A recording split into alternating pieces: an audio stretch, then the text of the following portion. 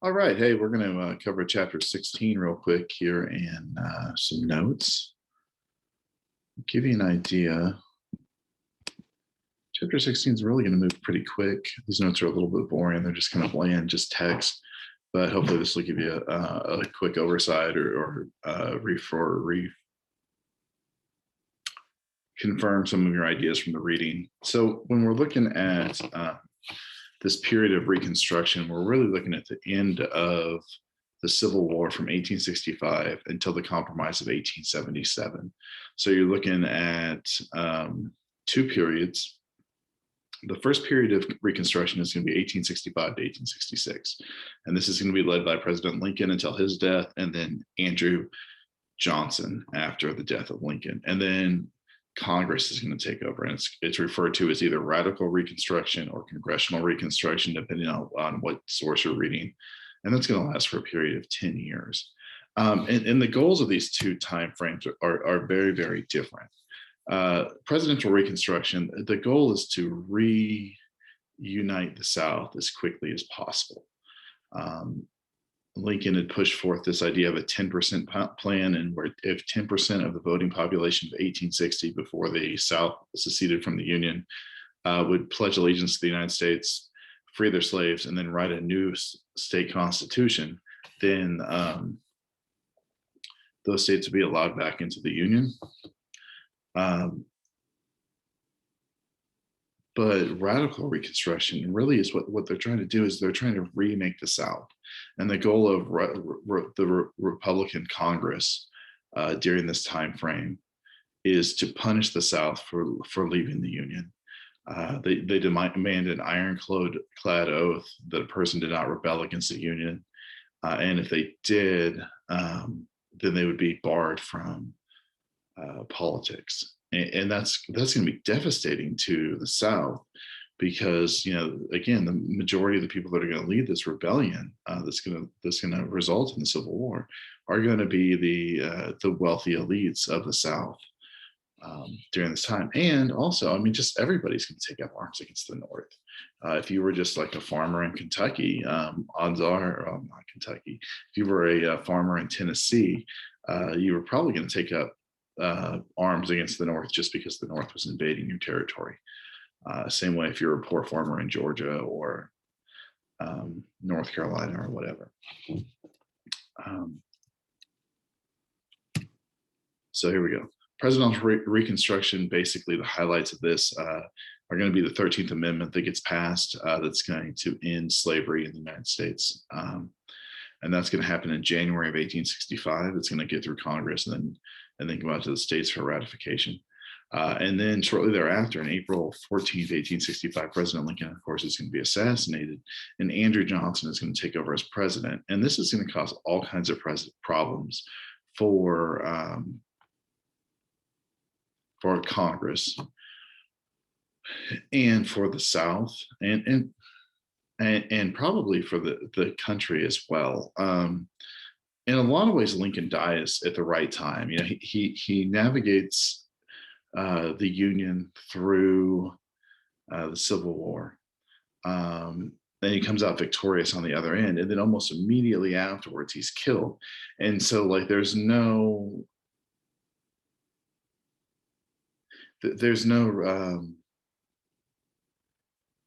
reckoning of his true feelings about the South and what should take place. His whole mindset in the war is that the South didn't have the legal authority to leave the Union, so therefore they never actually left. And so then he puts down the rebellion, and then everything's going to get back to normal as quickly as possible. And Johnson's going to share that view as well, except Johnson's not going to have the political capital that Lincoln would have had during this time. And so I think that's one of those questions that's lost to history is how would Lincoln's legacy be different if he wouldn't have been assassinated, if he would have lived? Would he have treated the South more fairly than the radical Congress is going to do that? Would the radical Congress still risen up if Lincoln would have been in control? Regardless, we won't ever know. And so Lincoln is assassinated at Ford's Theater. and Andrew Johnson becomes the 17th president of the United States.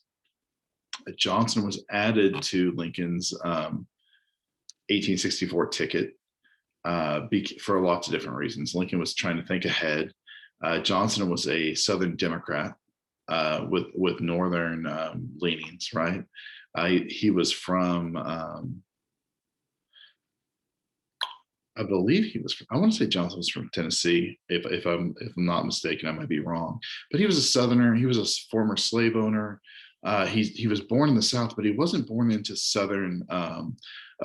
He wasn't born into the aristocrat circle, aristocracy of the South. He was born very poor. He was a self-made man. But because he was self-made, that put him on the outskirts of Southern society. It also put him on the outskirts of Northern society after the Civil War, because, I mean, obviously he's a Southerner, he's a Democrat, and he's a former slave owner. And so like those are three strikes against him right there. When the Republicans are going to basically free the slaves and save the Union, the North is obviously going to win the war, and they're going to be in control. And anybody that's going to be a slave, that's going to be a slave owner, is going to be an enemy to the radical Republicans that are going to take over. Okay, although Johnson shares Lincoln's ideas that the Southern secession was illegal, he's going to pay the political price for it that Lincoln doesn't have to. Okay. May of 1865, Johnson basically signs a proclamation of amnesty, pardons all Southerners that rebelled against the Union, except for the very high-ranking military officials, and returns all the property of the people of the South that was seized during the war, excluding the slaves, and basically just asked for an allegiance to the U.S. Constitution to rejoin the Union. And Congress is angry about that. But the Congress and President Johnson agree on this idea of the establishment of the Freedmen's Bureau. And the Freedmen's Bureau is really one of the awesome things that comes out of the Civil War, and the fact that federal money starts to go into the South to not only educate former slaves, but also poor whites. They established public schools, and you see a real boom in the Southern economy. You see a real boom in just Southern society during this time, where the common person is really able to rise up through the means of education. In 1866, Johnson vetoes funding for this program, and this is really where the relationship between him and Congress start to fall apart.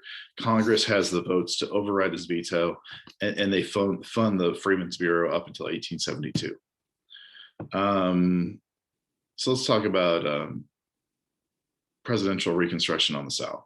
The South is going to respond to their defeat, as you guys know, by establishing black codes, which are the predecessor to the Jim Crow laws.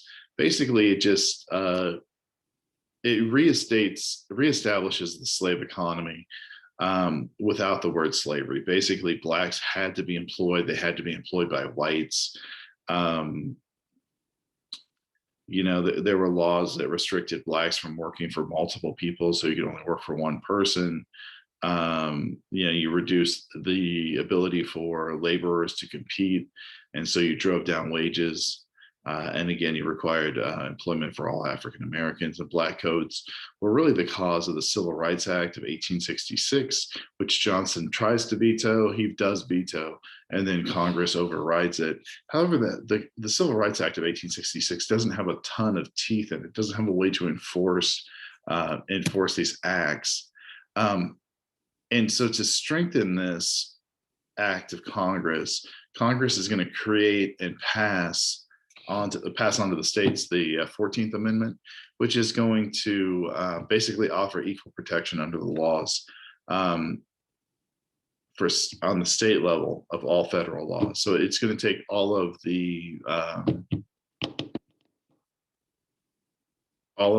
rights that are promised in the Bill of Rights, and it's going to apply them to the state level as well. And up until this time, there was no constitutionality of that. So like states would write their own constitution, and that constitution was the the supreme law of the land in that state. So if the state wanted to limit your freedom of speech or freedom of assembly or your right to bear arms, they could, and you would have no recourse to sue that state against the federal government, with the federal government, because only the federal government was affected by the Constitution. If that makes any sense. If it doesn't, shoot me an email, we can talk about it. So Johnson opens up this opposition to the amendment. He's angry about it. He doesn't like the way that the direction this is going. And in 1867, Congress passes the Military Reconstruction Act, and this is seen as the end of the period of presidential Reconstruction. It divides the South into 5 military districts. It basically places former Union generals in control of each district, or current Union generals in control of each district. Probably the most famous one would be William Tecumseh Sherman, who is put in charge of Louisiana. And he's actually going to go on and found or help to found Louisiana State University, LSU. Okay, and so Johnson vetoes the act. Congress again overrides it. The Republicans control a supermajority in Congress, so they're able to basically do whatever they want. And the Republicans they're in Congress. They're just fed up by Johnson. They don't like his viewpoint on the world. They don't like the fact that he's a Southerner, that he used to own slaves, that he's a Democrat. Guy has a lot of strikes against him. And so the Military Reconstruction Act basically puts the South under martial law. In 1867, it requires the Southern states write a new constitution and then ratify the 14th Amendment before they're able to join the Union. So we're going to apply federal law over the state law in order to rejoin the Union. And again, it's this huge split, this huge movement away from the fact that the South never left, legally left, and that's the viewpoint held by Johnson and Lincoln at this point. And so now all of a sudden Congress is like, yeah, the South left, and in order to rejoin and to recapture those rights, they have to meet certain standards. Okay, Johnson gets caught up in this impeachment. Basically, Congress passes a law that says that he has to have congressional approval to remove a member of his cabinet. Johnson doesn't have the power he vetoes it. Congress overrides it again. And so Johnson, I believe he lets his Secretary of War go. And Congress basically impeaches him for that, right? Yeah, there we go. Secretary of War. And he's charged with a crime in office, a violation of the Tenure of Office Act, and Johnson escapes removal from office. Obviously, he's impeached by the House, and he escapes removal by 1 vote in the Senate, and his political future at that point is done. So in the election of 1868, Ulysses Grant runs and is elected president. And Grant was a fine general. It was the general that understood the Civil War, at least for the North, and the North's advantages probably better than anybody, him and Sherman. And Grant runs and wins, but Grant doesn't have the political experience or the political savvy to control the Republican Congress at this point. And the Republican Congress just continues to run a radical Reconstruction. Okay, which, it's called radical Reconstruction for a number of reasons, but a lot of times there's also a lot of great things that happen. Like the 15th Amendment is proposed and ratified. The 14th Amendment is proposed and ratified. During this time frame. 15th Amendment gives the right to vote to all Black males. I think it's 21 and over at this point, 21 and over. And while this is something to celebrate, a lot of the females that were part of the abolition movement feel kind of betrayed because they believe that they were going to be part of this as well, that we were going to offer an amendment that was going to give African Americans and women the right to vote. And of course, that doesn't happen. Women aren't allowed to vote or aren't given the right to vote until 1920. radical congressional reconstruction is going to see the introduction of something called union leagues, and basically these are just kind of like political groups or political organizations that are going to go about work down in the South and help Blacks win representation, not only in the House of Representatives and Senate, but also in local governments in the South. And they're going to bring a lot of change to the way the South runs for that 10-year period of time. You get 2 Black senators, one from Mississippi, I believe the other's from Georgia. You get a ton of members of the House of Representatives and local government that's reflective of the population in the South. And it leads to real change, right?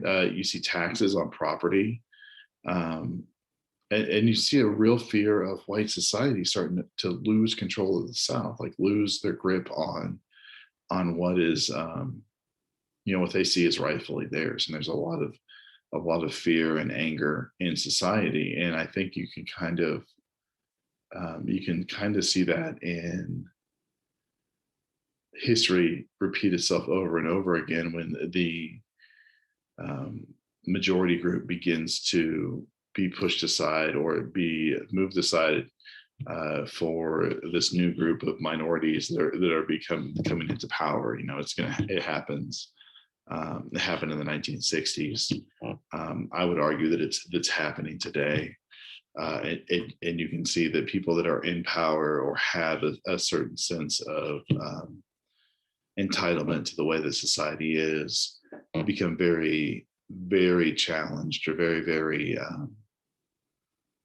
I'm going to use the word angry, I guess, when those rights that they had start to be enjoyed by others. Okay, and so there's 2 methods that the whites in the South use to regain control. I use capital W. I don't know why right there. The first one is going to be sharecropping, and that's going to go into effect even before radical Reconstruction. Basically, sharecropping is this idea that Blacks or former slaves in the South are going to be offered small plots of land and tools and seed to plant a crop. And in exchange for that, they're going to basically pay a percentage of their crops to pay off the loan. However, that loan is such high interest, and typically the only place that they can buy more supplies are from the original loan giver or the property owner. And so you end up in a situation where you're never getting out of debt.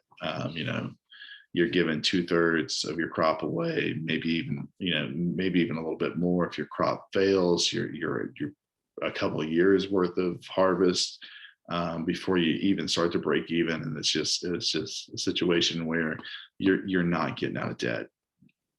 And the second one is going to be a little bit more, even more nefarious than that, which is just fear and terrorism. You see the organization of the Ku Klux Klan, mostly through former Confederate soldiers that are going to use violence and threats of violence to reduce the African American turnout at the polls. And if you can reduce the number of African Americans that are going to show up to vote, then you can control the political landscape. And so you're going to see the Republican Party take a back seat again in the South to the Southern Democrats. Southern Democrats, again, are the ones that broke away from the Union. The Republican Party of the 1860s or 1850s is not necessarily the Republican Party of today. And you see the Democrats regain control when they repress the minority vote in the South. Okay, end of Reconstruction is going to happen with the election of 1876. The Democrats are going to run a Northern Democrat from Tilton from New York. It's kind of a ho-hum politician. And the Republicans are going to run Rutherford B. Hayes from Ohio. And we have a situation where you have 5 states that are in dispute. And it's a situation similar to 2000, or I'm not going to say like the 2000 election where Florida's in dispute and there's multiple recounts, and someone just has to win. And so this election gets sent up to Congress, and basically the Democrats allow Hayes to win all 5 of these states in dispute in exchange for the end of military control in the South, an end of Reconstruction. And so there's what this is referred to as is the Compromise of 1877. The Republicans hold on to the White House, and the Southern Democrats basically regain control of the South. The Northern generals and their armies leave the South, and the South is given back to wealthy white landowners. So that's going to bring us to an end of chapter 16. I hope this helps you guys. If you have any questions, shoot me an email or drop me a line in the inbox, and I will do my best to answer those. So continue to read your chapters and take your quizzes, and hopefully this helps. So we'll see you in chapter 17.